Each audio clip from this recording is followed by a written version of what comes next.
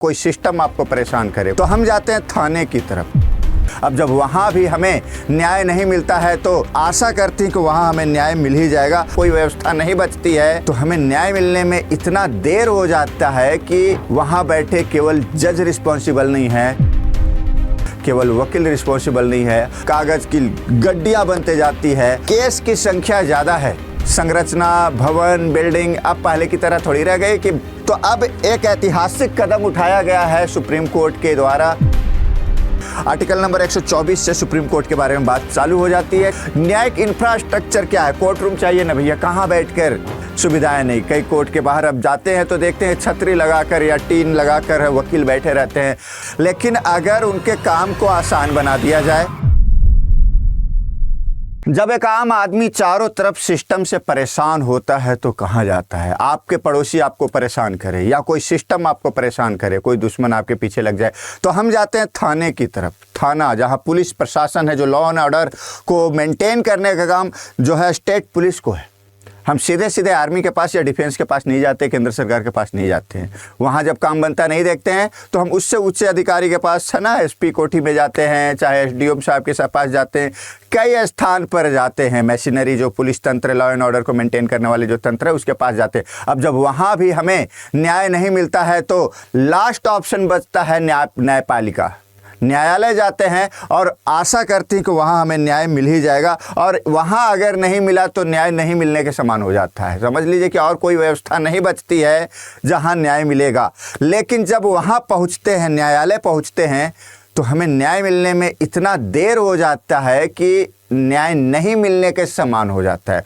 कुछ न्याय ज़्यादा देरी से आए, कुछ सफलता बहुत ज़्यादा देरी से आए तो वो नहीं मिलने के बराबर हो जाता है। अब इसके पीछे क्या कारण हो सकता है? न्याय इतनी देर से क्यों मिलती है? इसके पीछे वहाँ बैठे केवल जज रिस्पॉन्सिबल नहीं है, केवल वकील रिस्पॉन्सिबल नहीं है, हमारी इंफ्रास्ट्रक्चर, हमारी संरचनाएं, हमारी सुविधाएं, ये सब जो है रिस्पॉन्सिबल है, हमारी व्यवस्था रिस्पॉन्सिबल है। वहाँ फाइल पे फाइल चढ़ते जाते हैं, कागज़ की गड्डियाँ बनते जाती है, लेकिन उस पर सुनवाई नहीं होती है। क्यों?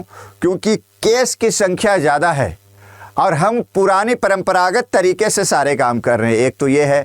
दूसरी बात है कि भैया कोर्ट रूम, संरचना, भवन, बिल्डिंग अब पहले की तरह थोड़ी रह गई कि पेड़ के नीचे 5 पंच बैठे और फैसला गांव के आधार पर दे दे। वैसी तो बात ही नहीं है।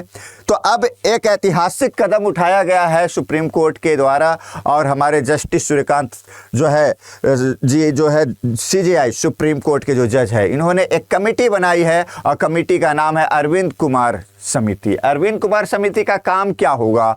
इसे इंफ्रास्ट्रक्चर का अवलोकन करने, उसके डेवलपमेंट करने, किस तरह से डेवलपमेंट किया जा सकता है, क्या क्या खामियां है, इस पे काम करने के लिए कार्यभार सौंपा गया है। तो ये भी एक बहुत बड़ा कदम होगा, क्योंकि एक सुप्रीम कोर्ट, इतनी बड़ी पॉपुलेशन, इतना बड़ा देश का, सभी लोगों की जो है अंतिम सुनवाई के लिए जो केस पहुंचता है वो सुप्रीम कोर्ट पहुंचता है। आप जो है हम देख सकते हैं भाग 5 के आर्टिकल नंबर 124 से सुप्रीम कोर्ट के बारे में बात चालू हो जाती है। 34 जज है टोटल सीजेआई को मिलाकर, लेकिन इनके ऊपर पूरे भारत के केस जो अंतिम पायदान यहीं पे पहुँचता है, जब कहीं हाई कोर्ट तक में उन्हें न्याय नहीं मिलता है या उसे लगता है कि न्याय नहीं मिला है। तो क्या इस जो जस्टिस अरविंद कुमार समिति बनी है, इसके पीछे क्या कारण हो सकता है? न्यायिक इंफ्रास्ट्रक्चर क्या है? कोर्ट रूम चाहिए ना भैया, कहाँ बैठकर जजमेंट किया जाएगा, कहाँ बैठकर सारे खाते वही को चेक किया जाएगा, कहाँ बैठकर एविडेंस को देखा जाएगा। उसके अलावा जो न्यायालय भवन में इस तरह के कई बिल्डिंग जर्जर हो गए हैं कि वहाँ पे कोई डॉक्यूमेंट रहता है वो पानी में गल जाते हैं, सड़ जाते हैं, चूहे खा जाते हैं। वकील और जो इस प्रक्रिया में लगे हुए लोग हैं उनको बैठने के लिए सुविधाएं नहीं। कई कोर्ट के बाहर अब जाते हैं तो देखते हैं छतरी लगाकर या टीन लगाकर वकील बैठे रहते हैं। धूप पानी सब जगह, लगता ही नहीं है कि हमें न्याय दिलाने के लिए जो है बैठे हुए इतने तकलीफ कर रहे हैं। तो उनके लिए भी ई फाइलिंग और वर्चुअल सुनवाई, कई बार ऐसा हो जाता है कि जैसे कोई जेल में है, कोई कैदी है, बहुत खतरनाक कैदी है, उसको बार बार लाना ले जाना, बहुत सरकारी खर्च भी बढ़ जाता है, और कोई कहीं दूसरे जगह पर है तो उससे भी आने जाने में बहुत सारी समस्याएं होती है। तो कुछ सुविधाजनक बनाया जाए तो वर्चुअल सुनवाई, कैमरा पे डिजिटली सुनवाई भी किया जा सकता है, प्रेजेंटेशन किया जा सकता है। तो मामलों का भारी बैकलॉग सुनवाई में देरी होता है। कई न्यायालय में आधुनिक सुविधाओं की कमी है। भारत में करोड़ों मामले लंबित है। इसका एक कारण जो है न्यायिक इंफ्रास्ट्रक्चर है, जिसमें भवन भी आ जाता है, डिजिटलाइजेशन भी आ जाता है, कनेक्टिविटी भी आ जाता है, संरचना सुविधाएं सारी चीज़ें आ जाती है। अगर बात करें दूसरी तरफ ये कि न्यायिक इंफ्रास्ट्रक्चर और सलाहकार समिति सुप्रीम कोर्ट के द्वारा जो गठित एक पैनल बनाया गया, इसमें क्या बोला गया है कि भैया न्यायाधीशों की संख्या जितनी है सो है, उस पर कार्यलोड सो है, लेकिन अगर उनके काम को आसान बना दिया जाए, उनके काम को थोड़ा इलेक्ट्रॉनिक बना दिया जाए, डिजिटल बना दिया जाए, उनके लिए रिसोर्सेज, जैसे कोई अनुच्छेद ढूंढना है, कोई धारा ढूंढना है, कोई एविडेंस ढूंढना है, उसके लिए किताबें पलटनी पड़ती है, कहाँ मिलेगा, उतने में समय लगता है। अगर सारा डिजिटल किया जाए तो एक क्लिक में उसके सामने एविडेंस, उस केस से जुड़े हुए प्रीवियस कोई केस के जजमेंट वगैरह सामने आ जाएगा। तो इससे क्या समय की बचत नहीं होगी? बिल्कुल होगी। प्रशासनिक और तकनीकी विशेषज्ञ से भी संपर्क किया जा सकता है। संपर्क करने के साथ उसके राय को जो है कोर्ट किया जा सकता है, कोर्ट ऑफ रिकॉर्ड के रूप में। जिस तरह से हम फैसलों को रखते हैं उस तरह से कई चीज़ों को संरक्षित रखा जा सकता है। इसका उद्देश्य है न्यायालय का आधुनिकीकरण करना। सबसे पहली बात तो आधुनिक कैसे करेंगे? पुरानी परंपरा के हिसाब से। आज अगर कहीं पुराने दिनों को याद करना है तो आप कोर्ट चले जाइए, वहाँ पर लगेगा पुरातन काल से, अंग्रेजों के काल से जो व्यवस्था चल रही है। अब तो थोड़ा सा डिजिटलाइज हुआ है, लेकिन अभी भी कंप्लीट नहीं, अभी बहुत ज़्यादा आगे बढ़ने की ज़रूरत है, बहुत ज़्यादा डिजिटलाइज करने की ज़रूरत है ना। न्याय व्यवस्था, वादियों के लिए सुविधाओं में सुधार, मामले में निपटार, तेजी, पर्याप्त वित्तीय सहायता सुनिश्चित करना। इसके लिए वित्त की ज़रूरत पड़ेगी। इंफ्रास्ट्रक्चर डेवलप करना है तो पैसे लगेंगे, बिना पैसे के तो कुछ होगा नहीं, बिना पैसे के तो एक तिनका भी नहीं हिलता साहब, है ना। समिति किन क्षेत्रों पर काम करेगी? एक प्रणालीगत बाधाओं की पहचान करेगी कि क्या क्या समस्या आ रहा है। ये प्रणाली जो परंपरागत रूप से चलते आ रहा है उसको हम चेंज क्यों नहीं कर पा रहे, उसको अपडेट क्यों नहीं कर पा रहे, मॉडिफाई क्यों नहीं कर पा रहे, इसके बारे में। न्यायालय भवनों का विकास, digital court system, virtual hybrid सुनवाई, दोनों तरह का सामने भी आकर, और कभी ज़रूरत पड़े तो डिजिटल ऑन कैमरा, है ना, जैसे कि गूगल मीट हम लोग करते हैं ना, उस तरह से कुछ सुनवाई वगैरह हो जाए। वकील वादियों की सुविधा दिया जाए, है ना। कैश मैनेजमेंट सिस्टम, तकनीकी नवाचार, ये सारी व्यवस्था को जब तक डेवलप ना किया जाएगा, हमारे तारीख पे तारीख वाला डायलॉग साकार होता रहेगा। और किसी को एक छोटी मोटी केस में 5-5 साल 10-10 साल भी लग जाते हैं, और बाद में बोला जाता है कि भैया सबूतों के अभाव में आपको बरी किया जा रहा है। लेकिन वो 20 साल जो खा गया कोर्ट न्यायालय, उसका क्या? उसका भरपाई मानव जीवन एक बार मिलता है, अगली बार मिलता है कि नहीं मिलता है पता नहीं है, डिबेट का मुद्दा है।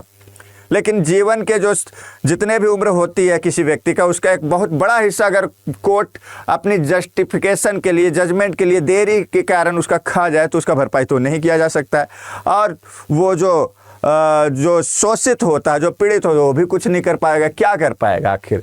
डिजिटल खाई को कम करना एक मकसद होना चाहिए इंफ्रास्ट्रक्चर डेवलपमेंट में। इसके लिए डिजिटल न्यायपालिका की ओर कदम, ई फाइलिंग, ऑनलाइन सुनवाई, hybrid court system, digital record प्रबंधन, ग्रामीण क्षेत्रों तक न्यायालय की सुनवाई या उसकी पहुंच को बढ़ाना पड़ेगा, तभी यह हो पाएगा। नई पीढ़ी के न्यायालय में सुलभ भवन, दिव्यांग अनुकूल सुविधा, दिव्यांग पर्सन को बड़ी बड़ी ऊंची न्यायालय की ऊंची सीढ़ियां चढ़ने में काफ़ी समय लगता है, न्याय तो बहुत दूर की बात हो जाती है। पर्यावरण अनुकूल डिजाइन, स्मार्ट कोर्ट रूम बनना चाहिए, हाई स्पीड इंटरनेट और डिजिटल स्क्रीन। कई न्यायालय में देखते हैं कोर्ट की सुनवाई चल रही है, लाइट चली गई, है ना, बिजली चली गई, पंखा चला गया, और वहाँ पर आदेश जारी किया जा रहा है। किसके द्वारा? न्यायालय के द्वारा। भाई अगली बार से टांग देंगे अगर लाइन कटी तो। कई वीडियो में आपने देखा होगा। नई पीढ़ी न्यायालय तक जो सुविधा की आप बात तो कर ही लिए, फिर बात करते हैं इससे क्या प्रभाव पड़ेगा, न्यायपालिका पे क्या प्रभाव पड़ेगा। एक तो निपटारे, जो भी मामले हैं डिजिटल हो जाएगा, एविडेंस हो गया, चाहे प्रीवियस केस के जो फैसले हो गए, चाहे फाइलिंग वगैरह का हो गया, अप्लाई करने का सिस्टम हो गया, सब अगर ऑनलाइन हो जाए, एक क्लिक में होना चालू हो जाए तो हमारे पास समय बचेगा, और जितने लंबित मामले हैं वो निपटाए जाएंगे जल्दी से जल्दी। पारदर्शिता भी आएगी, किसका केस कब लगा है, उस पर क्या। कई बार ऐसे हुए ना, वकील साहब सब भी ऐसे ही करते हैं, किसी का बेल हो गया और फिर बोलता है कि फ़ोन करके भाई आपका केस फंस रहा है, ये प्रॉब्लम, फिर पैसे ऐंठ लेते हैं 10-15 हज़ार।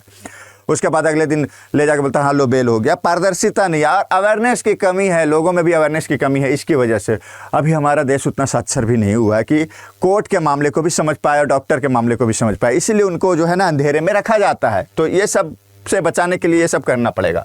न्याय तक आसान पहुंच तकनीकी रूप से सक्षम न्यायपालिका होनी चाहिए। जब तक सक्षम न्यायपालिका नहीं होगी तब तक न्याय में देरी होगी, और जब तक न्याय में देरी होगा तब तक सबका साथ सबका विकास नहीं हो पाएगा। ये नारा केवल नारा ही रह जाएगा। तो जस्टिस अरविंद कुमार समिति आपके एग्जाम में भी पूछा जा सकता है किस चीज़ से संबंधित है, तो न्यायालय के क्षेत्र में, न्यायालय में इंफ्रास्ट्रक्चर डेवलपमेंट के लिए जो है ऑब्जर्वेशन और उस पर कार्य प्रणाली करने के लिए। तो ये जो है नागरिक अनुकूल बनाने के लिए यदि यह योजना सफल होती है तो भारत की न्याय प्रणाली अधिक पारदर्शी और सुलभ हो जाएगी, तकनीकी सक्षम बन जाएगी। ये सारी बात है। तो भाई साहब, जहां लोगों को न्याय मिलेगा वो व्यवस्था टाइट होनी चाहिए, स्ट्रांग होनी चाहिए, उसकी नींव भी मजबूत होनी चाहिए, उसके छत भी मजबूत होने चाहिए, तब हमारे और आपके तक न्याय पहुँचेगा। याद रखें, न्याय में अगर देरी हो तो वो अन्याय के बराबर होता है। तो उसके लिए क्या होना चाहिए? पहले तो सबल होना चाहिए, इंफ्रास्ट्रक्चर डेवलप होना चाहिए, बैठने की व्यवस्था होनी चाहिए, सुनवाई की व्यवस्था होनी चाहिए, और सारा प्रोसेस थोड़ा फास्ट होना चाहिए। और इसके लिए सारी चीज़ें ऑनलाइन, ऑफलाइन, डिजिटल इंफ्रास्ट्रक्चर सब मजबूत होने चाहिए। फिर मिलते हैं अगले सेशन में। कैसा लगा इसमें आप कमेंट जरूर करके बताइएगा। अगर आप नए व्यूअर होंगे तो सेशन को जरूर सब्सक्राइब कर लीजिएगा, चैनल को सब्सक्राइब लीजिएगा, सेशन को लाइक कीजिएगा ताकि अगली वीडियो आप तक बेहिचक पहुंच सके। धन्यवाद। जय हिंद, जय भारत।